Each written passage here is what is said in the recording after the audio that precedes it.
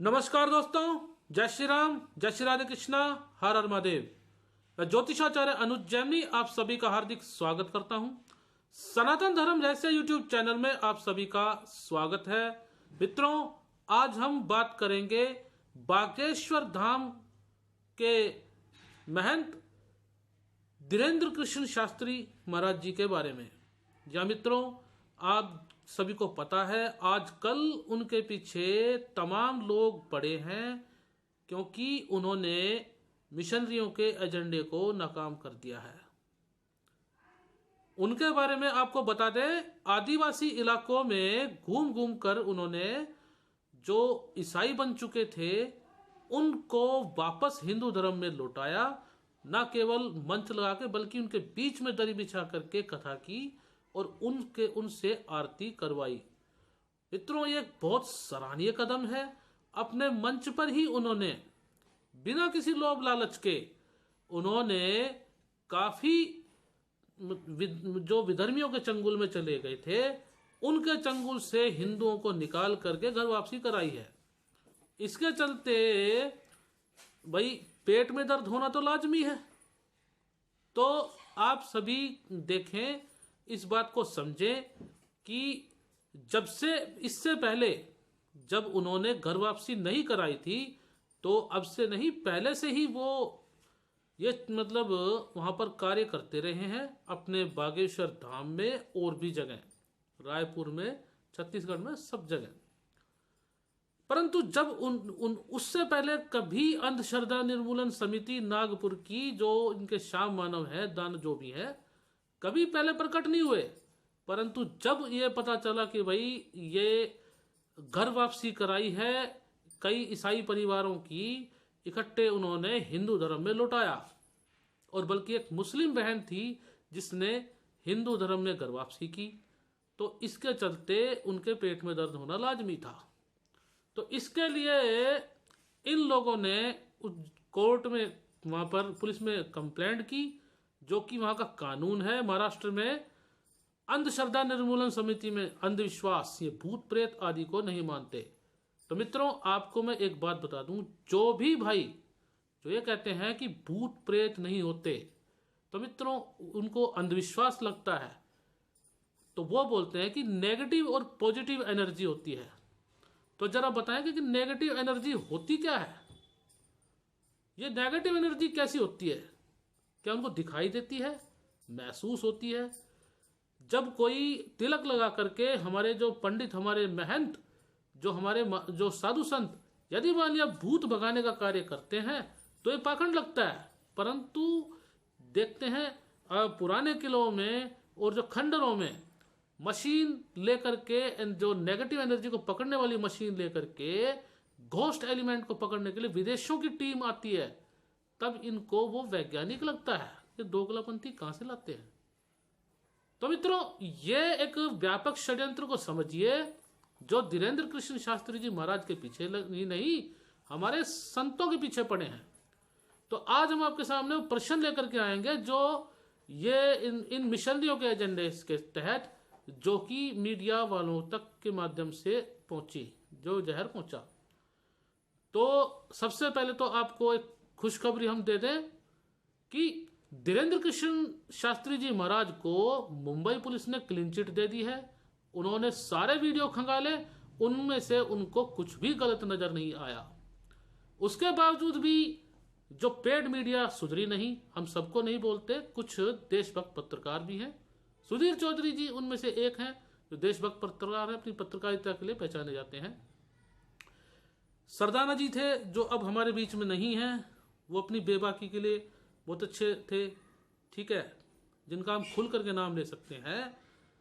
अमीश देवगन जी जो देशभक्त पत्रकार हैं, उनकी देशभक्ति और धर्म से जुड़े हम को आप सभी को पता ही है। परंतु कुछ ऐसे लोग हैं, अब हम नाम तो उनका नहीं लेंगे, अपनी जीवा गंदा नहीं करना चाहते, परंतु उनकी सोच क्या है वो आप तक हम दिखाएंगे मित्रों, बताएंगे। तो दिखाएंगे नहीं, बता देते हैं वैसे वर्बली।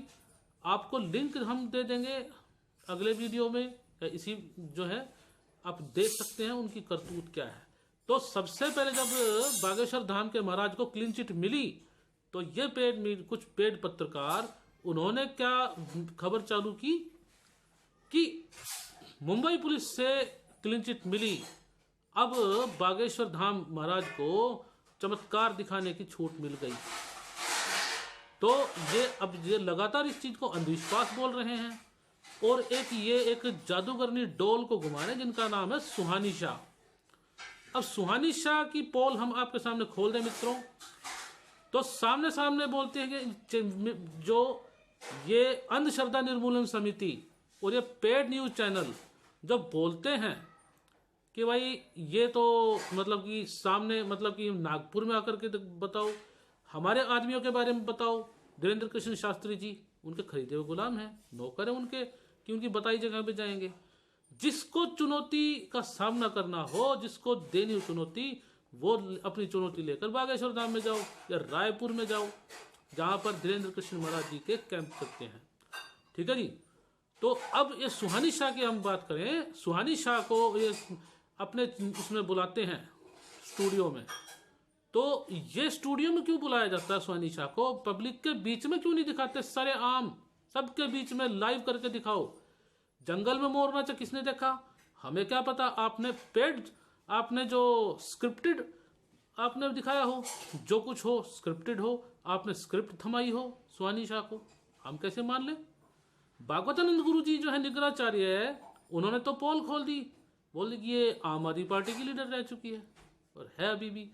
तो अब चमत्कार की इनकी पोल खोलें, बराबरी करते हैं ये पेड न्यूज चैनल वाले बागेश्वर धाम के महाराज के चमत्कार, जो बजरंग बली के चमत्कार से, कि देखो हमने लाइव करके दिखाया, आपको नाम बता दिया, अकाउंट नंबर बता दिए, सब कुछ बता दिया।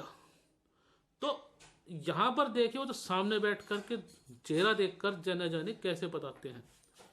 और दूसरी बात यह है कि बागेश्वर धाम के महाराज तो बिना चेहरे किसी को जानते नहीं, पत्रकार के ही बीच में से किसी उनके ही आदमी को उन्होंने बुलाया और उसके आने से पहले ही नाम और उसकी सारी जानकारियां कितने प्रश्न लेकर के आया उस पर्चे पर लिख करके दे दी।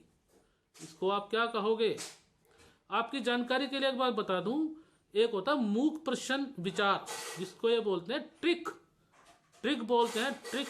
तो इनको मैं बता दूं ये ट्रिक क्या होती है, जिसको बोलते हैं विद्या कला बोलते हैं। ये तो देवकीनंदन ठाकुर जी ने बहुत करारा जवाब दिया कि 64 कलाएं होती हैं, बिल्कुल ठीक बोला।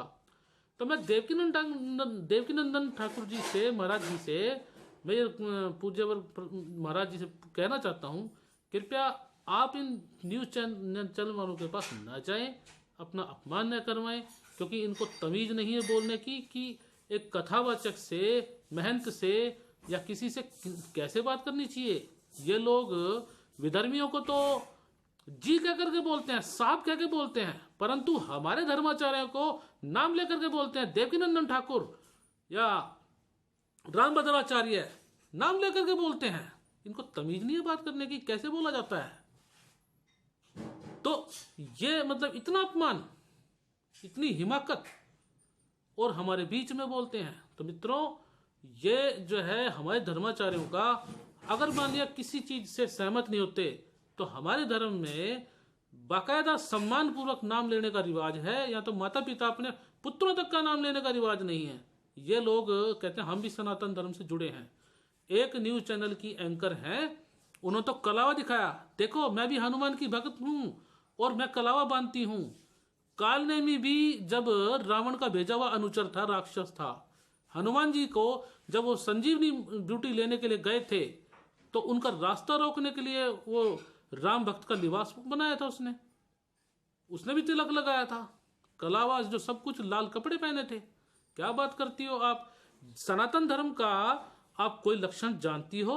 धर्मस्य किमर्थम, जानती हो क्या अर्थ धर्म का? हाँ, धर्म के लक्षण आप धारण करती हो, सनातन का अर्थ जानती हो आप?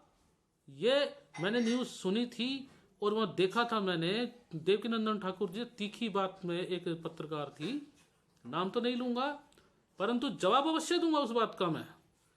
ये उसमें बोली कि सनातन धर्म पर सवाल उठाने का अधिकार है। किसने दिया आपको अधिकार? Who are you? Who are you? You are questioning on my dharma. Religion तो मैं नहीं बोलूँगा, धर्म बोलूँगा मैं। हमारे धर्म पर, क्योंकि हमारा धर्म अनादि है, हमारे धर्म पर आप सवाल करने की किस अधिकार से रखती हैं आप? ये लोग न जाने तब कहाँ छुप जाते हैं जब हालेलुया वाले जब वही चीज करके दिखाते हैं जो धीरेन्द्र कृष्ण महाराज जी करते हैं, वही चीज हालेलुया वाले दिखाते हैं, उसको तो पर ये नहीं बोलेंगे। लेकिन ये मोहतरमा बोली कि हमने वीडियो देख सकते हैं, दिखाए हैं। कितनी देर दिखाया है? एक दिन न्यूज चला के दिखा दी, बहुत इतिश्री हो गई। धीरेन्द्र कृष्ण शास्त्री जी के खिलाफ तो आप लगातार कैंपेनिंग कर, लगातार न्यूज दिखा रही हैं। कितना आपने लगातार किसी विधर्मी को यही कार्य करते दिखाया अपने चैनल पर, उनको बताया लगा अंधविश्वास आपने नहीं करेंगे क्योंकि आपके अंदर गूदा नहीं है। एक बार अगर ये हिम्मत हो तो जरा एक बार विधर्मियों से बोल करके दिखाओ, उनके मजहब पर बोल के दिखाओ, और फिर सिर तन से जुदा के नारे ना लग जाए तो कहना। हमारा धर्म सहिष्णु है इसलिए आप बोल सकते हो। अच्छा, इन मोहतरमा ने क्या कहा कि देवकीनंदन ठाकुर जी से कि सनातन धर्म में भी तो कमियां हैं, सनातन धर्म में आसाराम है, राम रहीम है। तो इन क्षमा चाहूँ मित्रों, मोहतरमा से मैं पूछना चाहता हूं कि आसाराम बापू, राम रहीम और रामपाल, इन लोगों को गद्दी क्या पूज्यवर शंकराचार्यों ने दी है या हमारे धर्माचार्यों ने दी है? उनको मानित किया है? नहीं किया तो किस अधिकार से आप उनका नाम ले रही हैं, बोल रही हैं? पहली बात तो राम रहीम जो है वो एक सिख कम्युनिटी से बिलोंग करता है, निर्मलजीत नरूला सिख कम्युनिटी से बिलोंग करता है। ठीक है, अब कहेंगे सिख भी तो हिंदू धर्म का पार्ट है। हाँ है, परंतु ये लोग तो पूरी तरह सिख धर्म को भी फॉलो नहीं करते। तो अब यहां पर जो है इसकी बात करें, ये तो हिंदू अपने आप को बोलते ही नहीं, अपनी मनमुखी पीठ बना के बैठे हैं। पूर्व में ब्रह्मलीन शंकराचार्य महाराज, स्वरूपानंद जी महाराज, ज्योतिष पीठ के पूर्व शंकराचार्य महाराज, ब्रह्मलीन महाराज को नमन करता हूं, लिस्ट जारी की थी उन्होंने ही। ये मतलब कि लिस्ट जारी की जिसमें नाम थे 50 के करीबन संस्थाओं के नाम थे जो फर्जी धर्म की आड़ में आडंबर कर रहे हैं। ना पता हो तो अब पता कर सकती हैं।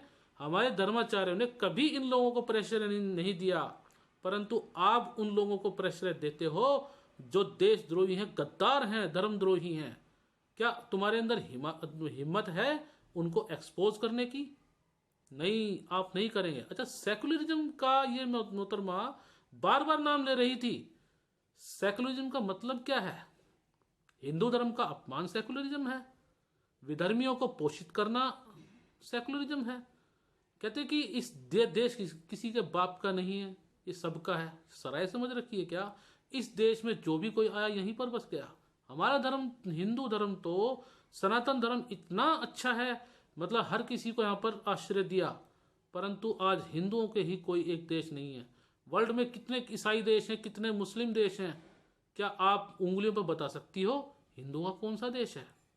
हमारा इतिहास है, समग्र इतिहास है, हमारा सतयुग अनादिकाल से हमारा इतिहास है। तो हमारे लिटरेचर बोलते हैं, हमारा मनुस्मृति बोलती है, हमारे पुराण बोलते हैं, हमारे रामायण बोलती है, हमारे महाभारत बोलती है। ये देश हमारा है, था, हमें कोई दिक्कत नहीं है यहाँ पर मुसलमान रहे, ईसाई रहें। और ये कहते हैं कि भाई हिंदू राष्ट्र, उन्होंने ये प्रश्न पूछा हिंदू राष्ट्र बनने से क्या हो जाएगा? अब देवकीनंदन ठाकुर जी परख करा जवाब दिया, अगर हिंदू राष्ट्र बन जाएगा तो क्या दिक्कत हो जाएगी? अब मैं इन पूर्व में एक बात बता दूं, हमारे हिंदू धर्म में ऐसा नहीं कि मतलब कि हिंदू राष्ट्र में सभी कम्युनिटीज को प्रश्रय मिल जाता है, परंतु हिंदुओं को विदर्भ में कहीं आश्रय नहीं मिलता, जान खतरे में आ जाती है। 1947 में जो हुआ वो सबके सामने है, मोपला में जो हुआ वो सबके सामने है, पाकिस्तान में क्या हुआ वो सबके सामने है। माताओं के बहनों को क्षमा चाहता हूँ, स्तन काट दिए गए थे, उनको आबरूहीन कर दिया गया था, उनकी इज्जत उतार दी गई थी, क्षमा चाहता हूँ। ये आपको दिखाई नहीं देता? हिंदुओं का कौन सा देश है? बांग्लादेश में रोज हत्याएं हो रही हैं।